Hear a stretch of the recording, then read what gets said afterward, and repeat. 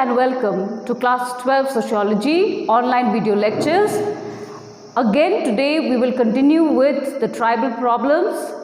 In my previous class, we discussed the first problem, that was of land alienation. Today, we are going to look into the second problem, which is an economic problem, which is the problem of poverty and indebtedness. If you look at poverty and indebtedness, it is not only a tribal problem, but it is a problem faced by many societies, many countries all over the world. First and foremost, let us look into the meaning of poverty, and then we will look at the various causes. We will look at the consequences of poverty, and in the end, we will also look at the various measures which are being suggested to remove poverty.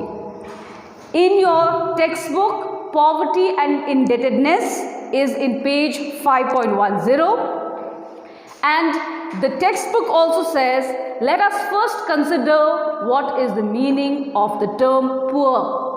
When we refer to somebody as poor or somebody suffering from poverty, he is a poor boy. Alright, that country is a poor country. What are we actually referring to? According to economics, when a person is not able to provide required calorie to his body, he is termed as poor. Most of us think if you don't have money in your pocket, then you are termed poor. If you don't have an income source, then you are termed poor. If you don't have a house to live in, you don't have land, you don't have cars, or you don't have bank balance, then you are termed as poor. But economics defines poverty as that if an individual does not have a certain required calorie in his body, which means you don't have proper food to eat, the required calorie is not there in your body, then you will be termed as a poor person. There are three basic needs for human existence. That is, we need, it's written here, food, clothing and house. Food, clothing and house or shelter. And the majority of poor tribals are half-fed, semi-naked, do not possess a proper place to live in. So if you judge by the standards, food, clothing, shelter, most of the tribal people who are living in the interiors of the forest, they are half-fed. Second, when it comes to clothing, we all know that they do not wear proper clothes like us. They are sometimes half-clad, semi-naked, alright? And when it comes to shelter, they don't live in pakka houses like we do, but most of them are still living in shacks which are made out of the branches of trees, etc. Then among them the rate of indebtedness is very high, as that is the only means for them to come out from immediate poverty. On loan, the poor have to pay a very high rate of interest. The Mahajan or Sahukars exploit and oppress the poor in several ways. Now, when we look at the tribal people, because they are in need of money, alright, money for unproductive purposes. Either they take loan because there is a debt in the family, they borrow money from the lender because there is marriage, they have to get the daughter married or the son married, or if there is some kind of ritual to be followed, they have to do some ancestor worship, or they have to perform some religious ritual. For that reason, they always borrow money. And most of the time, they are not able to repay back the money because of high rate of interest. As we all know, the tribals are also illiterate. They cannot calculate the rate of interest, the principal amount, the time frame in which they have to pay back, owing to which what happens is that they become indebted. That means day by day, if you look at it, if the grandfather has taken the loan, probably the father will still be paying the interest, the son will still be paying the interest, and many a times because of this indebtedness, they might also have to lose their land, or sometimes they will sell off their children, or sometimes they will also sell off the house just to repay back the loan. These people are free to pay loan to the tribals at any given moment as they know them personally as village neighbors. Tribals never prefer to take loans from banks and cooperatives. And banks also will not give you loan because somebody is getting married. Banks will not offer loan because there is a funeral ceremony that you have to perform. Banks are not going to give you loan because somebody, there's a birth ceremony to be celebrated. For unproductive purposes, the banks and cooperatives will not give loan. Then, because they do not want to run after officials for getting the loan, and also banks can hardly provide loans for non-productive purposes. The repayment rules for tribals cause further problems as they try to pay back the loans by way of offering free labor. And then this generates another problem of bonded labor. In most of the tribal families, when some individual has taken a loan and is unable to repay them back, then what they do is, because they are so poor, sometimes they might also sell their children. Or the child labor, the child has to work in somebody else's house. Or the father turns into a bonded labor. What is a bonded labor? Where you are offering free service for so many years and you will not be paid in return. Then, if a man fails to repay the loan in his lifetime, generation after generation they remain indebted and are bound to offer free service. As the interest is compounded, the process of repayment hardly ends. So this is a continuous cycle, a cycle which is never ending.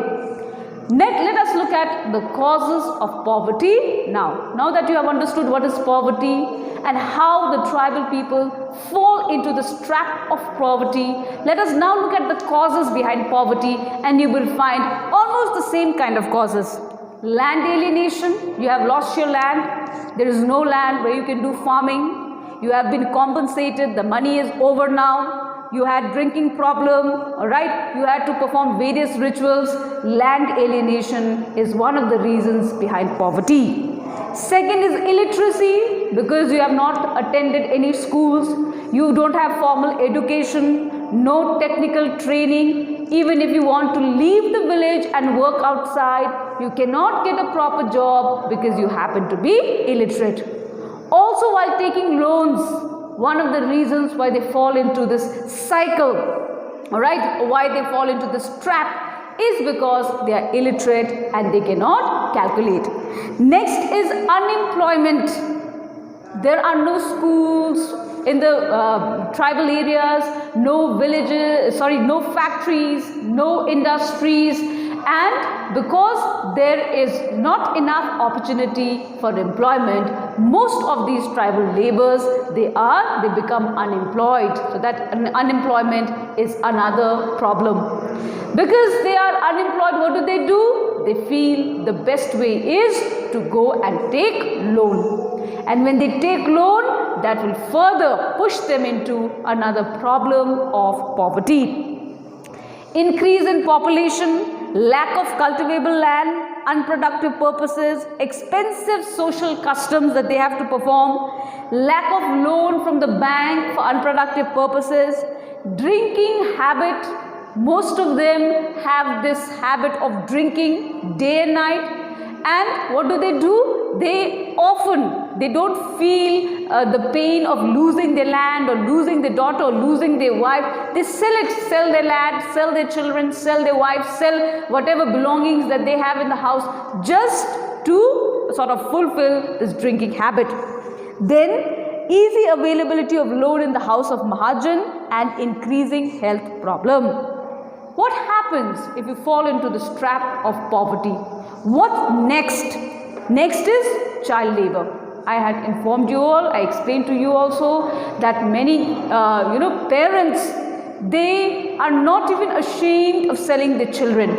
Most of the children, because they have to look for a square meal a day, sometimes for employment purpose also. Now the children are sent to either tea stalls or some factories or maybe in somebody else's house to perform child labor. Next is bonded labor. Bonded labor is where you work for someone but you are not being paid a single amount of money. So therefore you give free service. You work for so many months, years, but then you will not be paid back. Migrant labor also, many of them will have to leave their villages, their areas, their places and move to some other place or cities in search of jobs. India is well aware of the migrant labor, probably during the pandemic also on televisions you saw, alright, how the migrant laborers were going back to their villages, the amount you must have seen and the kind of problems that they had to endure, alright. So migrant labor is another consequence of poverty. Frustration and psychological problems. It might also lead to crime, prostitution, physical and mental torture, exploitation and also oppression. But how will we deal with this problem of poverty? What are the various measures that we are going to see, alright, in order to tackle this problem? We first look into existing constitutional provisions included in the 5th schedule and other rules related to the prohibition of exploitation should be renewed as the weaknesses must be removed. The first constitutional measure that the government can take up to handle this problem of poverty is to renew, right, their rights. Especially we have this fundamental right against exploitation. It should not only be there on theory but should also be practiced in real. Then only we can find that the problem has been solved. 5th schedule in the constitution, we also have the 5th schedule which has certain privileges for the tribal people. These constitutional measures have to be actually implemented, really implemented. Then only we can find that the tribals have been uplifted. Next, system of providing credit and loan to the tribal should be made easier and simpler. Most of them do not want to go to the banks because they are illiterate. Most of them do not understand this entire, you can say, logic of saving or asking loans from the bank, doing it in a proper manner, but they would rather go to a money lender, they would rather go to a margin, it's very easy, rather than going to a bank. Therefore, if they can't go to the bank, then banks should come to them. And they should be properly explained so that nobody is going to dupe them of their money. Next, essential commodities should be supplied. Food, clothing, shelter. Food, at least through public distribution system, food should be given. This is the basic right. Alright. Next one is even clothing. And regarding shelter, we all know today a lot of governmental schemes have come up for families below poverty line. Alright. A lot of schemes for housing has also come up. But we should make sure that whatever is there, whatever policies have been implemented, those things should actually reach the real beneficiaries. That the tribal people should be able to avail all these facilities. Next, arrangements should be made for providing work and also wages. Employment opportunities should come to the villages.